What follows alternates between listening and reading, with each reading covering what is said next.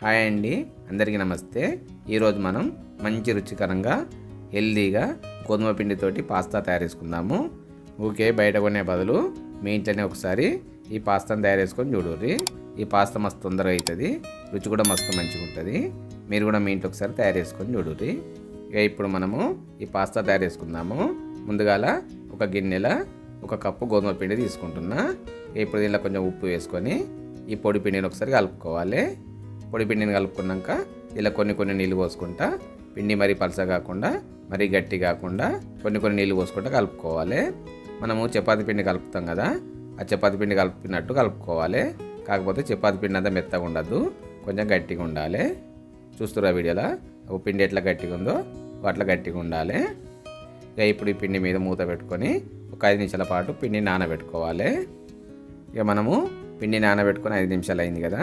ఇక ఇప్పుడు ఈ పిండి మీద మూత తీసి ఈ పిండిలోకి వెళ్ళి కొంచెం పిండి ముద్దను తీసుకొని వీడియోలో చూపిస్తున్నట్లు ఈ పిండి ముద్దను సన్న పొడుగ్గా తాల్చుకోవాలి.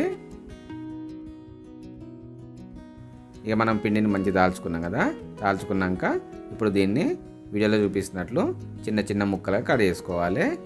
అన్ని ముక్కలు కట్ చేసుకున్నాక ఒక చిన్న ముక్కను వీడియోలో చూపిస్తున్నట్లు ఒక పండ్లున్న చెంచా మీద పెట్టుకొని వేలితోటి ఒత్తుకుంటా గుండ్రా తాల్చుకోవాలి. మనకు పిండి అనేది గట్టిగానే ఉండాలి, పలసగుంటే చెంచా అతకపోతుంది, మనకు పాస్తా మంచి డిజైన్గా రాదు. అందుకని పిండి గట్టిగానే ఉండాలి. ఇక ఇట్లనే మన దగ్గర ఉన్న పిండి మొత్తము గుండ్రా పాస్తా లాగా తయారు చేసుకోవాలి. తయారు చేసుకొని కొద్దిసేపు పక్కకు పెట్టుకోవాలి.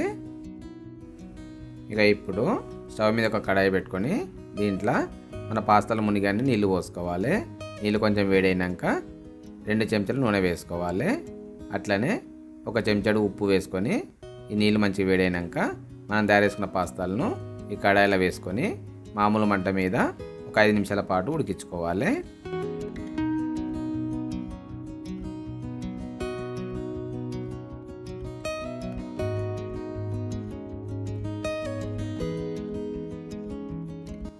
మనకు పాస్తాలు 5 నిమిషాలు ఉడికినాయి కదా. ఇప్పుడు వీటిని తీసి ఒక జాలి గిన్నెలో వేసుకోవాలి. మనం పాస్తాలు ఉడికించుకున్న ఈ నీళ్ళు ఉన్నాయి కదా, వీటిని పారబోసుకోవద్దు. ఈ నీళ్ళు మనకు తర్వాత అవసరం పడతాయి. ఇక మనం పాస్తాలను జాలి గిన్నెలు వేసుకున్నాం కదా, ఇప్పుడు దీంట్లో కొన్ని చల్లని నీళ్ళను పోసుకోవాలి. ఇట్లా చల్లని నీళ్ళు పోయడం వల్ల ఏమైందంటే పాస్తాలు ఒకదానికొకటి అంటుకపోకుండా మంచి విడివిడిగా ఉంటాయి, బాగా మెత్తగా కూడా ఉన్నాయి. ఇక ఇప్పుడు స్టవ్ మీద ఒక కడాయి పెట్టుకొని దీంట్లో 1/2 నూనె పోసుకోవాలి. నూనె కొంచెం వేడైనాక చిన్న కట్ చేసుకున్న కొన్ని అల్లం వెల్లుల్లి ముక్కలు వేసుకోవాలి. అట్లనే కొన్ని ఉల్లిపాయ ముక్కలు, కొన్ని పచ్చిమిరపకాయ ముక్కలు, నానబెట్టుకున్న పచ్చి బఠానీ వేసుకొని మామూలు మంట మీద వీటిని దూరగా వేంపుకోవాలి. ఇవి దూరగా వేగినాక కొన్ని టమాటా ముక్కలు వేసుకొని టమాటాలను కూడా నూనెలో దూరగా వేంపుకోవాలి. ఇక టమాటా ముక్కలు వేగినాయి కదా, ఇప్పుడు సగం చెంచాడు కారము, రుచికి సరిపడినంత ఉప్పు, అట్లనే మనం ఇంతకుముందు పాస్తా ఉడకబెట్టుకున్నాం కదా, ఆ నీళ్ళ పోసుకోవాలి. అట్లనే కొంచెం కొత్తిమీర వేసుకొని వీటన్నిటిని మంచిగా కలుపుకొని ఇప్పుడు స్టవ్ మంట ఎక్కువ పెట్టుకొని ఈ నీళ్ళు అనేవి కొంచెం దగ్గరికి వచ్చి నూనె సమరు కొంచెం పైకి తేలేదాకా కొంచెం ఎక్కువ మంట మీదనే ఈ నీటిని మరగనియాలి. మనకు సూప్ తయారైంది కదా, ఇప్పుడు ఈ సూపులో మనం తయారు చేసుకున్న పాస్తాలు వేసుకొని అన్నిటిని ఒకసారి మంచిగా కలుపుకోవాలి.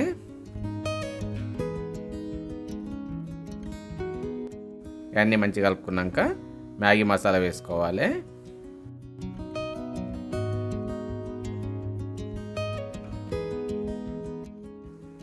మసాలా వేసుకున్నాక కొంచెం కొత్తిమీర కూడా వేసుకొని అన్నిటిని మళ్ళీ ఒకసారి కలుపుకొని ఇప్పుడు స్టవ్ మంట తక్కువ పెట్టుకొని తక్కువ మంట మీద మనకు సూప్ అనేది కొంచెం చిక్కబడేదాకా తక్కువ మంట మీదనే ఉడికించుకోవాలి.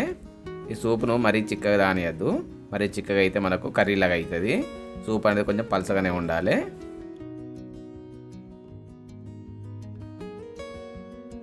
చూస్తున్నా వీడియోలో మనకు సూప్ అనేది సరిపోయినంత చిక్కగా అయింది, మరీ చిక్కగా లేదు, మరీ పలసగా లేదు, అట్లు ఉండాలి. ఇక ఇప్పుడు స్టవ్ బంద్ చేసి దించి పక్కకు పెట్టుకోవాలి. ఇంతే, మనకు మన ఇంట్లోనే మంచి హెల్తీకరమైన పాస్తా తయారైపోయింది. చూసారు కదా పాస్తా ఎంత మంచిగా ఉందో. మీరు కూడా మీ ఇంట్లో ఒకసారి తయారు చేసుకోండి, ఇలా పెద్ద పని ఏం లేదు. మెల్లగా నిమ్మలంగా చేసుకుంటే మన ఇంట్లోనే మంచి రుచికరమైన హెల్తీ పాస్తా తయారైపోతుంది. మీరు కూడా మీ ఇంట్లో ఒకసారి తయారు చేసుకొని చూడండి.